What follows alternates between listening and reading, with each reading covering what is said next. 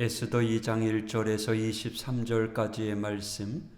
그 후에 아하수에로 왕의 노가 그침에 와스디와 그가 행한 일과 그에 대하여 내린 조서를 생각하거늘 왕의 측근 신하들이 아뢰되 왕은 왕을 위하여 아리따운 처녀들을 구하게 하시되 전국 각 지방의 관리를 명령하여 아리따운 처녀를 다 도성 수산으로 모아 후궁으로 들여 국내를 주관하는 내시 헤게의 손에 맡겨 그 몸을 정결하게 하는 물품을 주게 하시고 왕의 눈에 아름다운 처녀를 와스디 대신 왕후로 삼으소서 하니 왕이 그 말을 좋게 여겨 그대로 행하니라.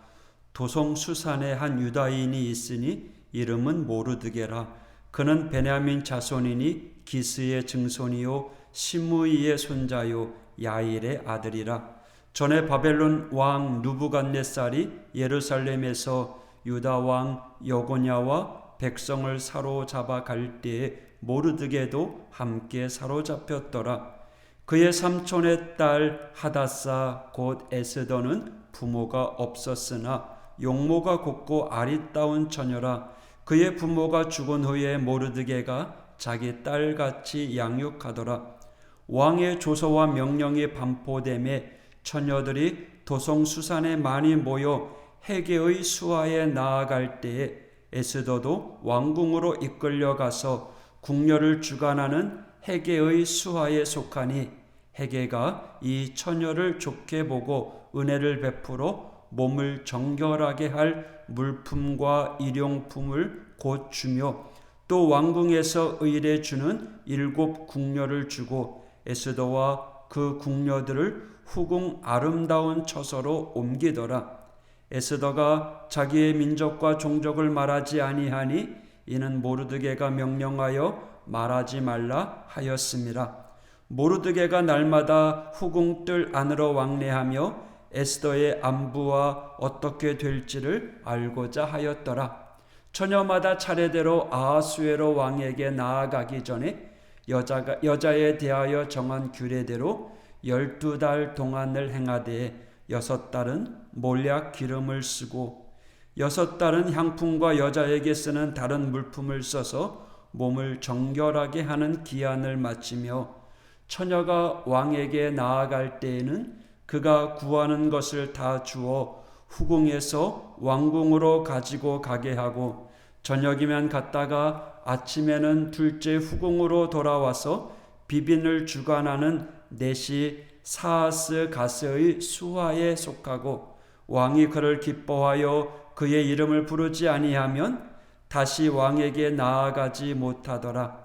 모르드게의 삼촌 아비하일의 딸 곧 모르드게가 자기의 딸같이 양육하는 에스더가 차례대로 왕에게 나아갈 때에 궁녀를 주관하는 내시 헤게가 정한 것 외에는 다른 것을 구하지 아니하였으나 모든 보는 자에게 사랑을 받더라. 아하수에로 왕의 제7년 10월 곧 데벳월에 에스더가 왕궁에 인도되어 들어가서 왕 앞에 나가니 왕이 모든 여자보다 에스더를 더 사랑하므로 그가 모든 처녀보다 왕 앞에 더 은총을 얻은지라. 왕이 그의 머리에 관을 씌우고 와스디를 대신하여 왕후로 삼은 후에 왕이 크게 잔치를 베푸니 이는 에스더를 위한 잔치라. 모든 지방관과 신하들을 위하여 잔치를 베풀고 또 각 지방의 세금을 면제하고 왕의 이름으로 큰 상을 주니라. 처녀들을 다시 모을 때에는 모르드게가 대궐문에 앉았더라. 에스더는 모르드게가 명령한 대로 그 종족과 민족을 말하지 아니하니 그가 모르드게의 명령을 양육받을 때와 같이 따름이더라. 모르드게가 대궐문에 앉았을 때에 문을 지키던 왕의 내시 빅단과 데레스 2 사람이 원한을 품고 아하스에로 왕을 암살하려는 음모를 꾸미는 것을 모르드게가 알고 왕후 에스더에게 알리니 에스더가 모르드게의 이름으로 왕에게 아뢰ን지라. 조사하여 실증을 얻었으므로 그 사람을 나무에 달고 그 일을 왕 앞에서 궁중일기에 기록하니라. 아멘. 오늘 에스더 2장은요, 에스더가 왕후로 간택되는 이야기입니다.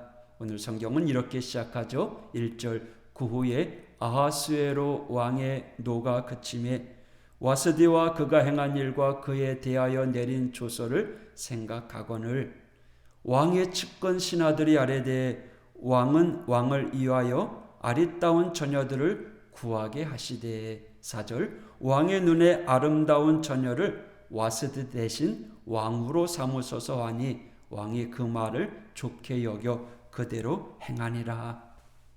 1절에 보면 그 후에 라고 기록되어 있습니다.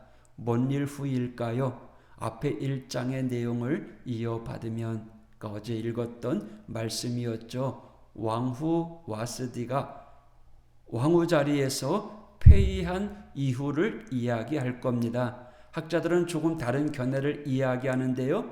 이때가 아하수에로 왕의 치하 7년째, 그러니까 와스디가 폐위된 지 약 3년, 4년이 지난 후였습니다. 시간이 좀 흘렀다라고 하는 이야기죠.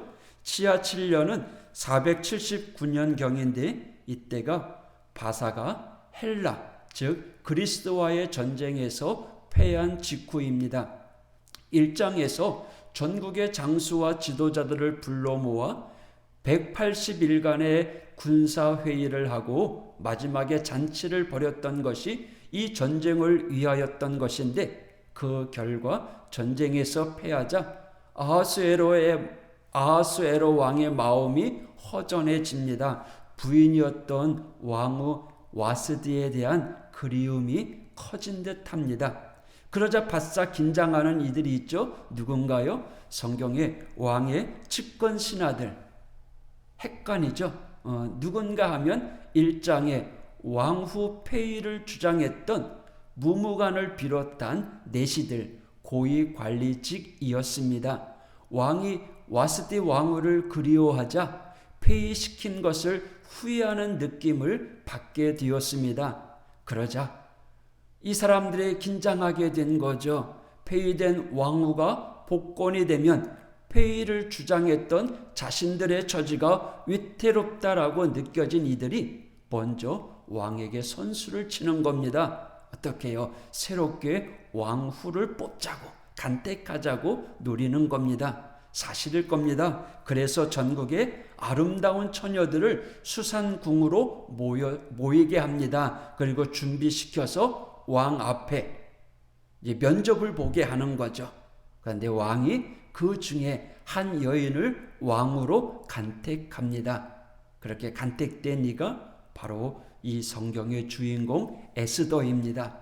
에스더는 본명이 아닙니다. 에스더는 페르시아 이름으로 별이라는 뜻입니다. 그의 히브리식 이름 본명은 하다사입니다. 하다사는 도금양 나무라는 이름의 뜻입니다. 이 나무는 용서하심, 하나님의 용서하심과 구원하심에 대한 비유로 나타냅니다. 도금양 나무의 꽃이 이제 별과 비슷하다고 해서 그래서 에스더라고 이름이 불려지게 된 겁니다. 에스더, 별과 같이 빛나는 깨끗하고 밝은 미모로 사람들의 마음을 빼앗았죠. 오늘 본문 15절에 보면 모든 사람에게, 보는 자에게 사랑을 받더라. 성경은 그렇게 증언합니다. 아마도 하나님께서 그를 사용하려고 더 큰 매력을 주셨던 것 같습니다. 그러더니 17절에 왕이 모든 여자보다 에스더를 더 사랑함으로 그가 모든 처녀보다 왕 앞에 더 은총을 얻은지라. 왕이 그의 머리에 관을 씌우고 와스디를 대신하여 왕후로 삼은 후에 단번에 왕의 마음을 사로잡았어요. 그리고 에스더는 왕후가 되었습니다. 하나님께서 밀어주시고 끌어주시면 정상까지 올라갈 수 있습니다. 에스더가 누구입니까? 남의 나라에 포로로 끌려온 신세, 앞날이 보장되지 않은 그런 환경이었잖아요. 더군다나 자신의 후견인이요 보호자요 삼촌인 모르드게조차도 자신에게 유대인임을 밝히지 말라고 할 정도로 출신까지 정말 거시기한 그러한 사람이었잖아요. 그런데 하나님께서 밀어주시고 하나님께서 사용하시려고 하니까 거대한 나라 바사의 왕후 자리까지 올라가게 되었다라는 거예요. 여러분, 우리는 하나님을 주목해야 됩니다. 하나님 중심의 신앙을 가져야 됩니다. 하나님께서 세워주시고 이루어주실 줄 믿습니다. 그런데 오늘 본문 마지막에 보니까 독특한 기사가 하나 덧붙어집니다. 아마도 모르드게가 관직에 들어선 것 같습니다. 21절, 모르드게가 대궐문에 앉았을 때에, 대궐문에 앉았다라는 것은 문지기, 그러니까 좀 관직 가운데 제일 하찮은 말단 관직에 들어섰습니다. 그런데 그 문지기 임무를 수행하는 중에 반역을 꾸미는 일을 적발하게 됩니다. 그래서 그것을 에스더에게 알리고 에스더는 왕에게 모르드게의 이름으로 그것을 고발하고 그 반역을 사전에 처벌하게 합니다.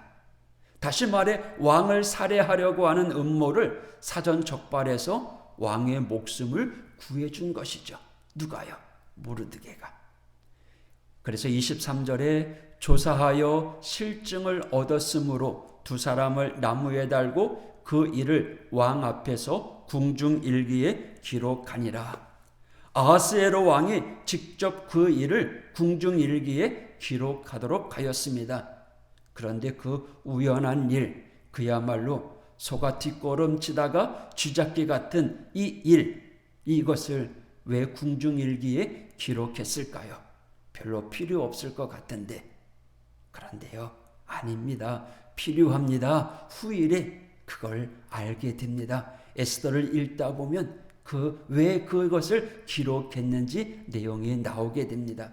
여러분, 우리가 믿음 생활하면서 기억해야 될 것, 분명히 기억해야 될 것이 있는데, 우리가 하나님의 손길 안에 산다면, 하나님의 계획과 섭리 안에 우리 자신을 맡기며 산다면, 우리 안에서 되어지는 일들은요, 결코 우연으로 되는 일이 없습니다. 뭔가 다 이루어집니다. 나중에 보면 그게 다 필연적이었고 돌아보면 하나님의 은혜였다라는 것을 깨닫게 됩니다.